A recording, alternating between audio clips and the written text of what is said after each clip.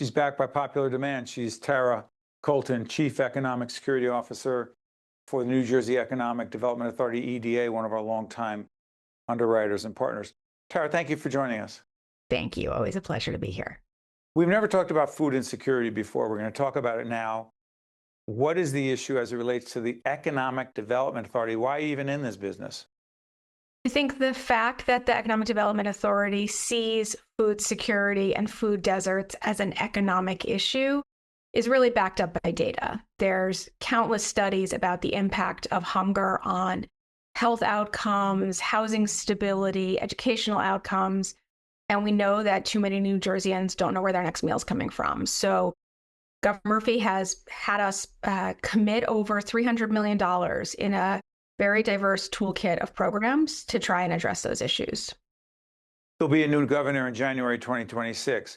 Is that money in place up until the end of June 2026 when the fiscal year ends? Yeah, we are very fortunate that we have a unique source of funding to support our food security work that actually will persist for several years beyond this administration through some legislation that was signed several years ago, because we know that the permanence of food insecurity and the impact of some of the recent federal cuts on nutrition programs mean that hunger in New Jersey is likely to get worse before it gets better. And so we have funding that will last for the next several years to deploy to try and address that issue. Talk to us about FEED, F-E-E-D, Food Equity and Economic Development Initiative. What is that? I think it says so much of it in the name. It's a competitive grant program that we've developed. We're making $30 million available, up to $500,000 per award for creative solutions in food deserts throughout New Jersey. We launched a similar program in Atlantic City about a year ago and have been thrilled at the impactful solutions we've seen there. And so we expect that we'll be able to support dozens and dozens of organizations and retailers up and down the state to bring food to people, bring people to food, and think differently about how New Jerseyans are nourished. Last time you joined us, we talked a lot about childcare. I want to revisit it.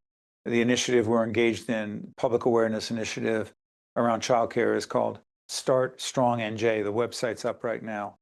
The role of the Economic Development Authority as it relates to promoting and supporting quality, affordable, accessible childcare and its connection to the economy. Yeah, I think we've proven both anecdotally and empirically that childcare is economic infrastructure. We have committed over $140 million in funds to New Jersey's childcare sector for them as businesses to be able to make improvements to their facilities. We expect that funding will contribute to thousands of new seats in especially for infants and toddlers, will allow families to go to work or go back to work, and it'll improve the quality of care for tens of thousands of New Jersey's children. So the economic impact for both New Jersey's workers and the businesses that care for their children while they're at work is a very high return on investment for every dollar that we spend. You know, Tara, you and I talked about this before we got on the air, that the Economic Development Authority is a quasi-government entity. It is in the state government, but does it have its own separate governance? Right. We say that we are in but not of state government. So we are state employees, but we have a board of directors that is appointed by both the governor and legislative leaders, and we are a state authority. And so much of the funding that we utilize here at the EDA is used for initiatives that are both bipartisan and long-term in nature.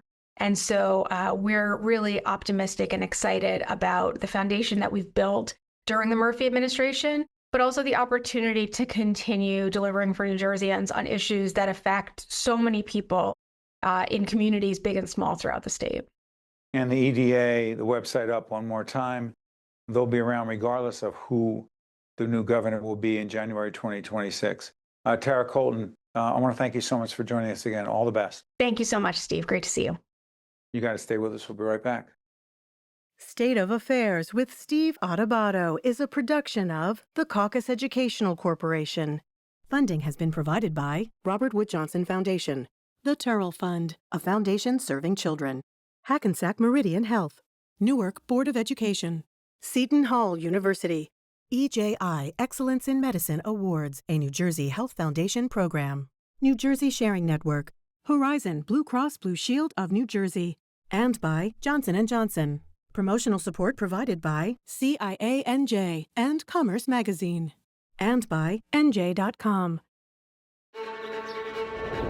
Great drive fuels the leaders of tomorrow and today. Great vision paves the way for a brighter future. Great ambition goes places, moving onward and upward. Great empathy finds strength in kindness and in each other, working together to create something bigger than they ever imagined. Great minds can change the world, and great minds start at Seton Hall.